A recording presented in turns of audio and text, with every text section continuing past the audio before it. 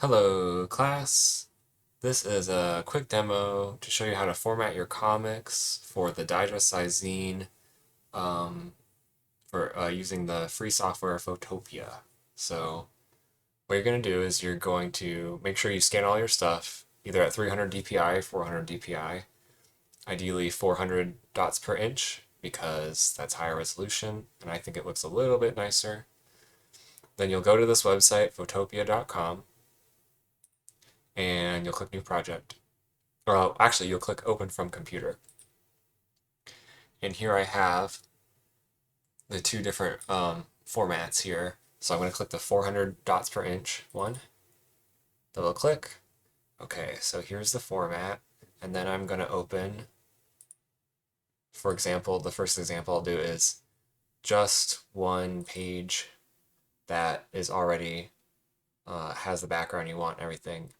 And I'm going to select the entire thing like this and hit edit, copy. Okay, and then I'm going to go over to my template. So you see how this is its own thing. This is the scan, basically, raw scan. Then you're going to go over to the template and hit edit, paste. And there it is. Okay, it's not centered, as you can see. So what I'm going to do is I'm going to have this layer selected. This is like, it's got two layers now over here. This layer selected. I'm going to change the opacity, how see-through it is, to 50%. You can see now I can see the format and my scan, and I'm going to right click this top layer and I'm going to click free transform. That lets me drag it and center it, and I want it to be centered like that, and then I can just click this layer again and change the opacity to 100%. Boom, it's done. I can export it like this. I could also make this smaller if I wanted to. Let's say I want to make it a little bit smaller than this. I think this is great, but if you want to make it smaller, free transform um, and drag one of the corners, and it will stay proportional, which is great. You don't have to press any buttons. If you want to make it smaller, you can make it smaller like that. That works too. See, now I don't like how far down this is, so I'll do this a little bit. Okay, there we go. And then I'm gonna hit, okay, we're done with this. I'm gonna export it as a PNG. I think PNG is best. I'm not totally sure. And then you can change the name or whatever.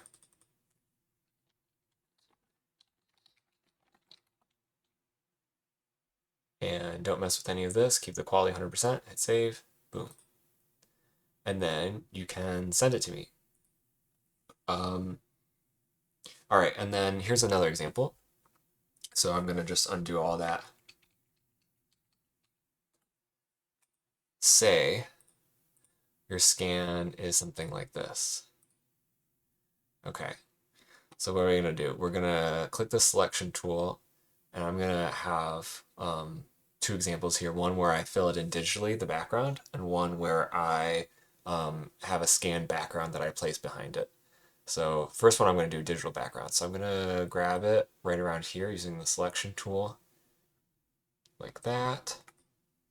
And then I'm going to hit edit, copy it, copy, go over to my format, my template. I keep looking for that word template. Edit, paste, boom. It's too big. So I'm going to right click it, free transform, and I'm going to move it like this. I'm going to guess kind of where it should be because I don't want any of the writing or the text outside of this blue rectangle. I'm going to guess it should be like right here. To make sure, I'm going to change the opacity to 50%. Okay, it's about right. I'm going to right click it again, make it a little bit smaller. Boom, that looks great. Okay, cool. And then change the opacity back. And then what I'm going to do here for the digital background, maybe I just want a completely white background. New layer, drag that layer underneath this layer, and then select the tool bucket or the fill bucket, which it won't look like this at first. It'll look like this. It's hiding. You'll have to right click this gradient tool, click tool fill bucket, make sure these two boxes contiguous and sample all layers. Am I saying that right? Are unselected. And then I have to make sure this layer is highlighted, and I'm just gonna left click here. Oh, I'm gonna change my, I'm gonna left click this, right? Make sure it's white, okay? Or whatever background color you want. Boom. And then you can export, you're done. Or I'm gonna undo that. If you want to do a color, it's gonna be full color. Oh, I pinned the wrong thing. You do, say, it's nice blue, okay. Boom, that looks nice too. Now, I'll undo that. If you want to use a background that you scanned, which I think is great, it gives like a physical texture. I like that. What we're going to do is we're going to open that one.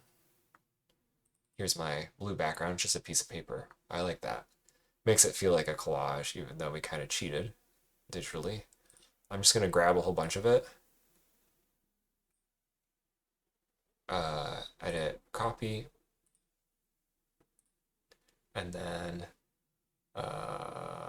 we can delete this layer. Then edit, paste, and it looks great. So the other thing is you're allowed to edit digitally a little bit if you want. I see there's like a little hair here.